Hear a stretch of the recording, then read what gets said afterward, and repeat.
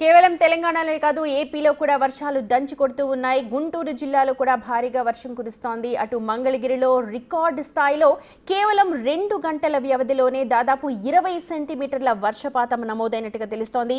ఇప్పటి వరకు మంగళగిరి ప్రాంతంలో ఇదే రికార్డ్ అంటున్నారు అక్కడ రెవెన్యూ అధికారులు. చూడొచ్చు మనం రోడ్ల మీద నిలిచిపోయిన నీళ్లని, అలాగే దాన్నంతా కూడా క్లియర్ చేస్తూ ఉన్నారు. బైక్స్ అన్ని కూడా ఎక్కడికక్కడ ఆగిపోయాయి. మంగళగిరిలో అత్యధిక స్థాయిలో దాదాపు 20 సెంటీమీటర్ల వర్షపాతం నమోదైంది. ఇది ఇప్పటి వరకు ఆల్ టైమ్ రికార్డ్గా చెప్తూ ఉన్నారు రెవెన్యూ అధికారులు.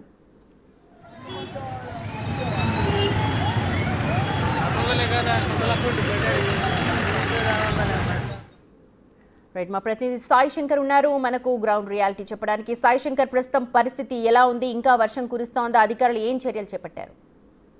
వర్షం అయితే ఉదయం నుంచి కూడా కొంత తుప్పర్ అయితే కంటిన్యూ అవుతున్నటువంటి పరిస్థితి ఉంది సుమతి. ప్రధానంగా రాత్రి సమయంలో మాత్రం భారీ వర్షం కురిసిందనే విధంగా చెప్పొచ్చు. కంటిన్యూగా 4 అవర్స్ గుంటూరు పరిసర ప్రాంతాలతో పాటు ఉమ్మడి గుంటూరు జిల్లా వ్యాప్తంగా కూడా వర్షం కురవడంతో అనేక ప్రాంతాల్లో అయితే వరద నీరు ఉధృతంగా ప్రవహిస్తున్నటువంటి పరిస్థితి ఉంది. ఇటు గుంటూరు నుంచి అమరావతికి వెళ్లేటటువంటి ప్రధాన రహదారి లాం దగ్గర కొండవీడు వాగు ఉధృతంగా రోడ్డుపైకి ప్రవహిస్తున్నటువంటి నేపథ్యంలో అదంతా కూడా ట్రాఫిక్ అనేది ఆపేశారు. అటు నుంచి ఎవరిని కూడా ప్రయాణం చేయించకుండా కూడా పోలీసులు అయితే అప్రమత్తం చేస్తున్నటువంటి పరిస్థితి ఉంది. దాంతో పాటు గుంటూరు నగరంలో ఉన్నటువంటి నల్ల చెరువు దగ్గర ఉన్నటువంటి కట్ట కూడా తెగిపోవడంతో వరద నీరు అనేది ఊర్లోకి ప్రవాహం చేస్తున్నటువంటి పరిస్థితి నేపథ్యంలో అక్కడ ఉన్నటువంటి స్థానిక ప్రజలందరినీ కూడా సురక్షిత ప్రాంతాలకు తరలి వెళ్లాలనే విధంగా కూడా అధికారులు అప్రమత్తం చేశారు. నగరంలో ఉన్నటువంటి ఆర్యూబీలన్నింటిలో కూడా వర్షపు నీరు చేరడంతో వాటన్నిటిని కూడా పైపు లైన్ల ద్వారా మోటార్లు పెట్టి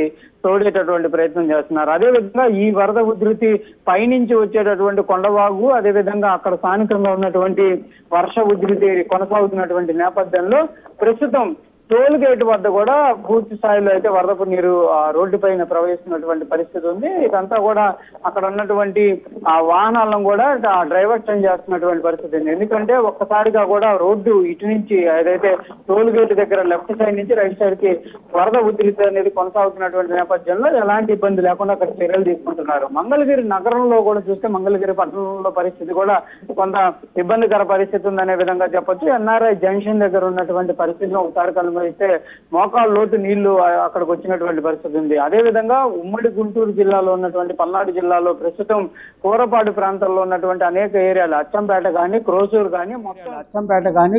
కానీ మొత్తం జలమయం అయిపోయినాయి. అక్కడ ఉన్నటువంటి ఆ ఏరియాలో ఉన్నటువంటి పొలాలన్నీ కూడా వరద నీరులో ఉన్నటువంటి పరిస్థితి ఉంది. ప్రస్తుతం మనం లాంగ్ సెంటర్ లో ఉన్నాం. ఇక్కడ చూడొచ్చు వర్షపు నీరు రోడ్డుపైకి వచ్చేసినటువంటి పరిస్థితి ఉందనే విధంగా చెప్పొచ్చు. ఈ రహదారి నిండా కూడా వర్షపు నీరు వరద కొండవీడు వాగు ప్రయాణిస్తున్నటువంటి నేపథ్యంలో ఈ వాహనాలను అయితే ఆపివేశారు. అటు నుంచి రానికుండా కూడా అప్రమత్తం చేస్తున్నారు. ఎందుకంటే ఈ వరద ఉధృతి అనేది మరికొంతసేపు కూడా కొనసాగేటటువంటి అవకాశాలు ఉన్నాయి. పైన వర్షం కురుస్తుంది. ప్రస్తుతం ఇక్కడ సిచ్యువేషన్ లో అయితే వర్షం లేదు, కానీ ఇటు పైన ఉన్నటువంటి క్రోసూరు, అచ్చంపేట ఆ ఏరియాల్లో కూడా వర్షం ఉన్నటువంటి నేపథ్యంలో వరద అనేది పైనుంచి వస్తున్నటువంటి పరిస్థితి అయితే ఇంకా కొనసాగుతుంది. సాయి శంకర్, రాబోయే 2-3 రోజులు అంటే ఇవాళ ఫస్ట్ 2 days కాబోయే వచ్చే 2-3 రోజుల్లో కూడా ఇంకా వర్షాలు కురిసే అవకాశం ఉంది. ఇంకా వాటర్ స్టాగ్నేషన్ ఇంకా ఎక్కువ ఉండే అవకాశం ఉంది. మరి ఏం చర్యలు చేపడుతున్నారు? అంటే ప్రస్తుతానికైతే 2-3 రోజులు వర్షపు సూచనలు ఉన్నటువంటి నేపథ్యంలో అది కూడా భారీ వర్షాలు నమోదయ్యేటటువంటి అవకాశం ఉన్నట్లు కూడా వాతావరణ శాఖ అధికారులు చెప్తున్నటువంటి నేపథ్యంలో లోతట్టు ప్రాంతాలకు సంబంధించినటువంటి ప్రజలందరినీ కూడా సురక్షిత ప్రాంతాలకు తరలించాలనే విధంగా కూడా అధికారులు అయితే చర్యలు చేపడుతున్నటువంటి పరిస్థితి అయితే ఉంది. ఎక్కడా కూడా ఇబ్బందికర పరిస్థితులు లేకుండా కూడా వాళ్ళైతే చర్యలు తీసుకుంటున్నారు. లోతట్టు ప్రాంతాల ప్రజల్ని ముందు సురక్షిత ప్రాంతాలతో పంపించడం పాటు వరద ప్రవాహం ఇప్పుడు ప్రస్తుతం కొండవీడు వాగు కానీ పైనుంచి వచ్చేటటువంటి కృష్ణానది పరిహార ప్రాంతాల్లో కూడా కొనసాగుతుంది. ఈ రోజు సాయంత్రం నుంచి లంక గ్రామాలకి ఈ వరద ఉధృతి ఉండేటటువంటి అవకాశాలు ఉంటాయి. కాబట్టి ఇటు రేపల్లె కానీ అదేవిధంగా నిజాంపట్నం ఏరియా కానీ వీటన్నిటిలో లంక ఏరియాలు ఉన్నాయి. వాటన్నిటిని కూడా అప్రమత్తం చేస్తున్నారు. అక్కడ కంపల్సరీగా ఎఫెక్టెడ్ అయ్యేటటువంటి ఏరియాల్లో ఉన్నటువంటి ప్రజలందరినీ అయితే ఫస్ట్ అక్కడి నుంచి తరలిస్తున్నారు.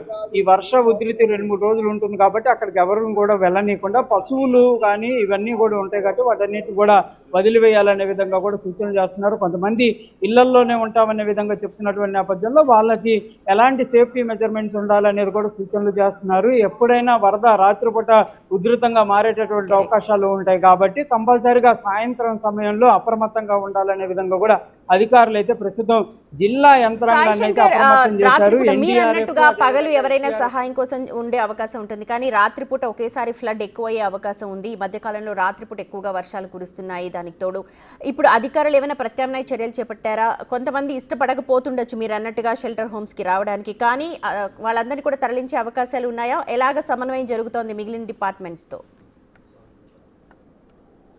కంపల్సరిగా జిల్లా యంత్రాంగాన్ని అయితే ఈ ఏదైతే వరద ఉధృతి ఉన్నటువంటి ప్రాంతాలన్నింటిలో ఎస్డీఆర్ఎఫ్, ఎన్డీఆర్ఎఫ్ అంటే డిజాస్టర్ మేనేజ్మెంట్ సంబంధించినటువంటి సిబ్బందిని అందరినీ కూడా అప్రమత్తం చేస్తున్నారు. కంపల్సరిగా వాళ్ళు ఈ లోతట్టు ప్రాంతాల్లో అందుబాటులో ఉండే విధంగా చర్యలు తీసుకుంటున్నారు. 8 బృందాలను అయితే ఇప్పటికీ అప్రమత్తం చేసినట్లు కూడా గుంటూరు జిల్లాకు సంబంధించి కలెక్టర్ ఆఫీస్ నుంచి అయితే మనకు తెలుస్తుంది. దాంతోపాటు సీఎంఓ నుంచి కూడా దీనిపైన కోఆర్డినేషన్ చేస్తున్నారు. మధ్యాహ్నం 3 గంటల సమయంలో సీఎం కూడా ఈ గుంటూరు జిల్లాకు సంబంధించినటువంటి రెయిన్ ఎఫెక్టెడ్ ఏరియాలతో పాటు విజయవాడలో ఎలాంటి పరిస్థితులు అనే దానిపైన సమీక్ష చేసేటటువంటి అవకాశం కనిపిస్తుంది. ఇప్పటికే సీఎంఓ నుంచి క్లియర్గా ఆదేశాలు అయితే ఇస్తున్నారు. ఎక్కడైతే ఈ ఎఫెక్టెడ్ ఉంటుందో ఆ ఏరియాల్లో ఉన్నతాధికారులు పర్యవేక్షణ చేసి కంపల్సరీగా వాళ్ళు ఆ లోతట్టు ప్రాంతాల్లో ఉన్నటువంటి ప్రజలకి వాళ్ళకి సురక్షితంగా ఉండేటటువంటి సేఫ్టీ అన్న అక్కడ ఏర్పాటు చేయాలి, లేకపోతే వాళ్ళని లిఫ్ట్ చేసి వేరే ప్రాంతాలకి ఏ విధంగా పంపించాలనే దానిపైన దృష్టి పెట్టాలని చెప్తున్నారు. ఎందుకంటే ప్రస్తుతం మనం వరద ఉధృతి పైనుంచి వస్తుంది. కంపల్సరిగా లోతట్టు ప్రాంతాలకి మధ్యాహ్నం తర్వాత చేరేటటువంటి అవకాశాలు ఉంటాయి. సాయంత్రానికి ఆ ఏరియాలంతా కూడా జలమయ్యేటువంటి అవకాశాలు ఉంటాయి. ఎందుకంటే గుంటూరులో చూస్తే రాత్రి నుంచి కురిసినటువంటి వర్షాలకి కొంత వరద పెరుగుతుంది అనుకున్నారు, కానీ ఉన్నట్టుండి నల్ల చెరువు దగ్గర, నల్లపాడు దగ్గర ఉన్నటువంటి చెరువులే పొంగి బయటకు వస్తున్నటువంటి పరిస్థితి ఉంది. తెలియకుండా ఇలాంటి అసౌకర్యాలు ఉంటాయి కాబట్టి కంపల్సరిగా ఎక్కడికక్కడ ప్రజలు అప్రమత్తంగా ఉండాలంటున్నారు. కంటిన్యూ వర్షం ఉంది కాబట్టి ఓల్డ్ హౌసెస్ ఏవైతే ఉంటాయో వాటన్నిటిని కూడా వెకేట్ చేయాలనే విధంగా కూడా సూచనలు చేస్తున్నారు. దాంతోపాటు ఆర్యూబీలు అంటే రైల్వే అండర్ బ్రిడ్జిల కింద ప్రయాణం అనేది కొంత అవాయిడ్ చేయాలనే విధంగా కూడా చెప్తున్నటువంటి పరిస్థితి ఉంది. రైట్ సాయి శంకర్, అది చూడొచ్చు మనం ఎలాగా మొత్తం ప్లేసెస్లో ఏపీలో ఎలాగా గుంటూరు చుట్టుపక్కల ప్రాంతాల్లో ఎలా మునిగిపోయి కనిపిస్తోందో అధికారులందరూ కూడా సమన్వయంతో పనిచేయాలని ఇప్పటికే ఆదేశాలున్నాయి. సీఎంఓ కూడా ప్రస్తుతం ఆ దిశగానే చర్యలు చేపడుతున్నారు.